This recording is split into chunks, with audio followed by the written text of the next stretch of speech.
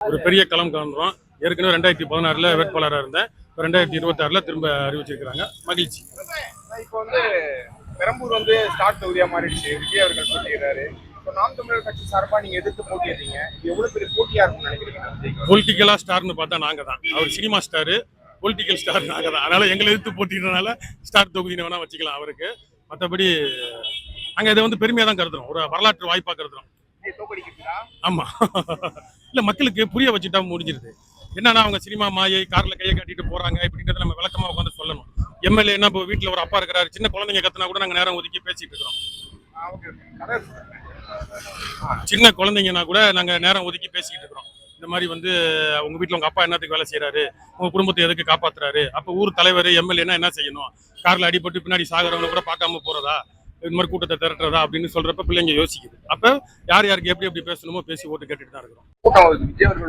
அவர் எங்க வந்தாலும் வரும். சினிமால எல்லாருமே வருவாங்க. அவரை பார்க்கணுன்ற ஆர்வத்துல எல்லாருமே வருவாங்க.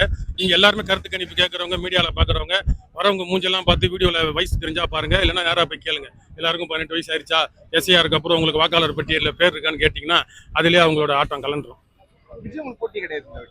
ஆமா, போட்டியா போட்டி இல்லையா? போட்டின்னு இல்ல, மக்களுக்கு ஒரு விழிப்புணர்வு கொடுக்கறதுக்கு எங்களுக்கு ஒரு வாய்ப்பு. அங்க பேசிட்டு இருக்கிறோம். மக்கள் என்ன சொல்றாங்க போய் பார்க்கும்போது? ஏன்னா விஜய் பெரம்பூர்ல ஜெயிச்சிருவாங்கன்னு சொல்ற அளவுக்கு வந்துட்டு இருக்கு.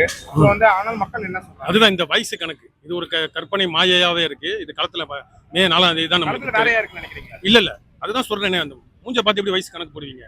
நாங்க ஒரு பக்கம் போறப்ப பூங்கால வந்து குழந்தைங்க விளையாண்டிட்டு இருக்கு, எல்லாம் டிவிக்குன்னு கத்துது. அதெல்லாம் ஓட்டா? அதில் 17 வயசு யாரு, 16 வயசு யாரு, எத்தனை 5ஆவது படிக்கிறான், எத்தனை 12ஆவது படிக்கிறான், இல்லை காலேஜ் படிக்கிறாங்களா இல்லையா, ஓட்டு இருக்குதா இல்லையா, எஸ்ஐஆருக்கு அப்புறம் அவங்களுக்கு ஓட்டு பேர்ல இருக்கு. ஒன்று உண்மையை சொல்லவா, ஸ்க்ரூட்டினிக்கு முன்னாடி முதல்ல வேட்புமனு தாக்கல் முன்னாடியே வந்து தேர்தல் அலுவலகம் வந்து பார்ப்பாங்க. எல்லாரும் சப்மிட் பண்றதுக்கு முன்னாடியே பார்ப்பாங்க என்னென்ன பிரச்சனைகள் இருக்குன்றத பார்ப்பாங்க. அப்ப பாக்குறப்ப முன்மொழியிற 10 பேர்ல 5 பேர் துபாகூர். எஸ்ஐஆருக்கு அப்புறம் அவனுக்கு ஓட்டு இல்லை. ஒரு கட்சி தலைவனுக்கு முதல்ல வேட்புமனு 2B ஃபார்மை கொண்டு போய் நிரப்பி கொடுக்குறாங்க. 10 பேர் முன்மொழியறதுல 5 பேருக்கு ஓட்டு இல்லைன்னு தெரியலையா அவனுக்கு? ஆன்லைன்ல ஆப்ல கூட செக் பண்ண தெரியலையே.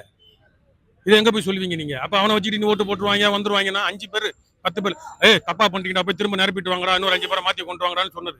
அதுக்கப்புறம் தான் எந்த இதுல செக் பண்ணணும்னு தெரிஞ்சுக்கிட்டு 3 தடவை வேட்புமனு திரும்ப போட்டாங்க. இதுக்கே தெரியல உங்களுக்கு.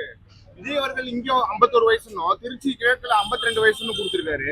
இந்த மாதிரியான விஷயங்கள்லாம் அவங்களுக்கு இன்னுமே தெரியாம இருக்காங்களா? அதுதான் அவங்க கட்சியில நாங்க கூட பாக்குறப்பெல்லாம் கண்ணு கொடுத்து பேச மாட்டேன்றாங்க. அவங்க கட்சி பொறுப்பாளர்கள் யாராவது போனாங்கன்னா எந்த கட்சி சொல்றதுக்கு அவனுக்கே வெக்கமா இருக்கு. ஒரு சில பெண்கள் ரோட்ல போறப்ப குழந்தைகள் தான் வந்து டிவிக்கு கத்துது, வயசு கம்மியா இருக்கிறவங்க. அவங்களுக்கு அந்த ஒரு குற்ற உணர்ச்சி இருக்கு. எப்படியாவது சினிமா மாயை, ஏதாவது நடந்துரும், ஏதாவது நம்ம பண்ணிடலாம், ஏதாவது அப்படின்னு நினைப்புல இருக்கிறாங்க. குளிர்காயிறாங்க. சீமான் அவர்கள் வந்து 236 தொகுதிகளிலும் வந்து பிரச்சாரம் மேற்கொண்டதா வந்து விஜய் அவர்கள் நிறைய இடத்துல வர முடியாம பிரச்சனை விஜய் மாதிரி ஒரு நடிகரை கூப்பிட்டு வந்து விஜய் மாதிரி நினைக்கிறது ஒண்ணும் இல்லையா. அவங்க கண்டன அறிக்கை விடணும். கட்சினா ஒரு கட்டுக்கோப்பு இருக்கணும், ஒரு கட்டமைப்பு இருக்கணும், அறிக்கை விடணும். இந்த மாதிரி வந்து யார் யார் இந்த கூட்டத்துக்கு வராங்க, நாங்க ஒரு 10 பேரை நீக்கணும்.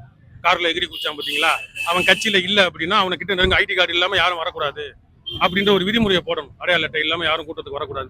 எதுவுமே போட மாட்டேன், வர கூட்டத்தை ரசிப்பேன், தள்ளி விடுவேன் அப்படின்னு என்ன பண்ண முடியும்? போலீஸ் எப்படி பாதுகாப்பு கொடுக்கும்? எத்தனை பேருக்கு 5000 பேர் கொடுப்பானா? இப்ப சீமான் என்ன பேசினாரு பாத்தீங்க, 200 பேர் இருப்பான், அவ்வளவுதான். அவன் 500 பேர் 5000 பேர் வருவான், எப்படி பாதுகாப்பு கொடுக்கும் போலீஸ்? எத்தனை போலீஸை கொடுப்பாங்க அவங்க? அதனால அடுத்தவங்க மேல பழி போடுறதெல்லாம் ஒண்ணும் இல்லை. அவங்க யோசிக்கணும். அவர் ரசிக்கிறாங்கன்னு நினைக்கிறாரு. தொகுதியில 4 வேட்பாளர்களை வச்சு விஜய்க்கு நேர் வச்சா நீங்க வந்து அவரை கூப்பிட்டுவாங்க, உங்களுக்கு கோடி புண்ணியம். அவரை கூப்பிட்டுவாங்க, நம்ம சமாளிச்சிடலாம். அது யாரும் நடத்த இப்ப எல்லாருமே நிறைய பேர் கேட்கறாங்க. எல்லா தொகுதியும் எல்லா ஊடகமும் இது சேட்டிலைட் தொலைக்காட்சி ஊடகங்கள் எல்லாருமே பேட்டி எடுக்கிறாங்கல்ல. ஆமா, ஆனா பெரம்பூர் தொகுதிக்கு வைக்க மாட்டாங்கன்னு ஒரு நம்பிக்கை. ஏற்கனவே 3வது முறை நிக்கிற ஆர்டி சேகர் அவர் பைந்தாங்குழி மாதிரி தான் இருக்கிறாரு. தைரியமா அவர் மக்களுக்கு இதை செஞ்சுன்னு சொல்றதுக்கு எதுவும் இல்லை. இவரும் ஒரு கேமியா அப்படின்றப்ப ரொம்ப கஷ்டம். வந்தாங்கன்னா ரொம்ப மகிழ்ச்சி. நாம் தமிழருக்கு தெரிவிக்கிறாங்க. பெரிய அளவுல ஊடக வெளிச்சம் இல்லை. இந்த மாதிரி சின்ன சின்ன மீடியாஸ் தான் எங்களுக்கு கொடுக்கறதுனால பெரிய அளவுல ஊடக வெளிச்சம் இல்லை. அதனால ஊடக வெளிச்சம் இல்லைன்னா கூட நாங்க வீடு வீடா போறோம், தெருவா போறோம், வாகனத்துல போய் கட்டிட்டு தான் இருக்கிறோம். மாற்றம் வரும், நம்புறோம்.